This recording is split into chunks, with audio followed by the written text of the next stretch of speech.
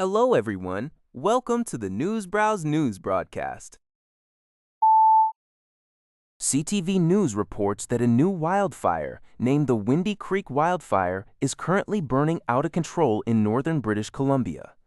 Located approximately 30 kilometers northeast of Chetwynd, the blaze was discovered on Monday and rapidly expanded to cover 40 hectares due to strong winds and dry conditions. The BC Wildfire Service has deployed 4 helicopters and air tankers to drop water and fire retardant, while ground crews and heavy equipment are also on site. Additional support has been requested to establish access routes and secure a water source. The Wildfire Service warns that the fire has the potential for rapid northward growth under the prevailing environmental conditions. Authorities believe the Windy Creek wildfire was caused by human activity. The blaze is highly visible from both Chetwynd and Hudson's Hope in the Peace River region. Across BC, there are currently 22 active wildfires, with 7 ignited within the last day, and 6 of them are considered out of control.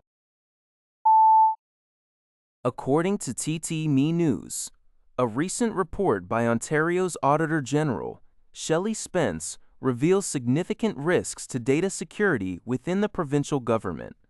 The audit, covering January to November 2025, found that the province's artificial intelligence (AI) strategy lacks key components. Thousands of Ontario Public Service (OPIS) staff, specifically 12,000 employees, accessed approximately 400 AI-related websites on government devices between April and August 2025. Alarming findings indicate that 60% of these sites were deemed unsafe or unsecured, with 15% containing inappropriate non-work-related content. The ministry had failed to implement security controls to prevent staff from inadvertently uploading personal or sensitive data, such as health cards and corporate documents, which could then be used to train the AI's large language models. Furthermore, AI note-taking software used by healthcare professionals showed serious errors in testing, and a new identity verification system had insufficient testing for diverse demographics. While Microsoft Copilot Chat is approved, it accounted for only 6% of GenAI website access by OPIS staff. The government states it has accepted most recommendations and is taking steps to block access to unsafe AI sites.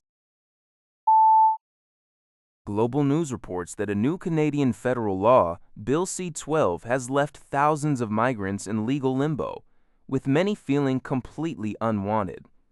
The law, adopted on March 26th, retroactively deems individuals who crossed irregularly into Canada from the United States after June 24, 320, ineligible for asylum claims. A 26-year-old Haitian mother who arrived in January seeking a fresh start is among those affected, expressing anxiety over her uncertain future. Immigration, Refugees, and Citizenship Canada has sent an estimated 30,000 letters informing claimants of their ineligibility. While some may temporarily remain if facing serious risks in their home country, they lack a clear path to permanent status. The new legislation removes a previous exception to the Canada-US Safe Third Country Agreement, which allowed asylum seekers who avoided detection for 14 days to make a claim. Advocacy groups, like the Canadian Council for Refugees, criticize the law for pushing people into immediate uncertainty. Migrants can appeal through a pre-removal risk assessment, but this process requires extensive legal expertise, strong evidence, and offers no in-person hearings, leading to significantly lower success rates compared to the Immigration and Refugee Board of Canada. A recent emissions report filed by LNG Canada to the BC Energy Regulator and obtained by University of Victoria researcher Laura Mainet through Freedom of Information proceedings details significant operational issues at the Kitimat, BC, plant in March. According to City News Everywhere, the report highlights that the facility consistently surpassed its permitted limits for burning off gas through flaring, Specific problems include a cracked warm-wet flare tip, which emerged in February and is scheduled for replacement in mid-June. Consequently, gas was diverted to a spare flare, becoming the largest source of flaring volume for the month.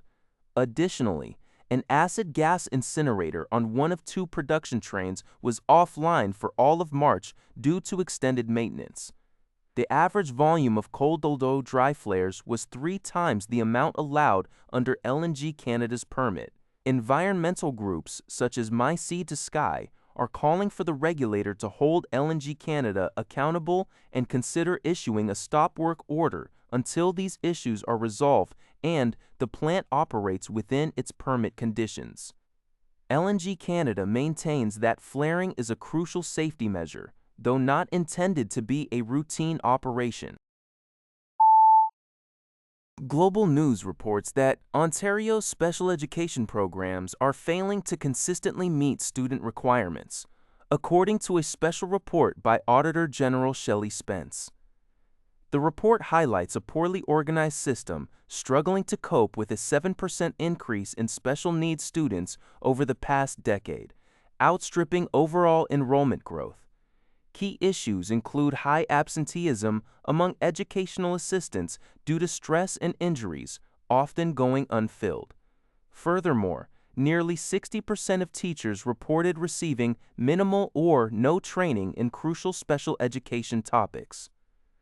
The audit also uncovered widespread informal and undocumented exclusions of students, predominantly linked to behavioral challenges and insufficient resources.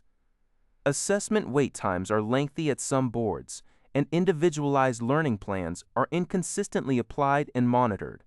While funding increased by 15% to $3.6 billion, matching inflation, the systemic challenges persist. The government has agreed with most of the auditor's recommendations. That's all for this video. Thank you for watching. See you in the next video.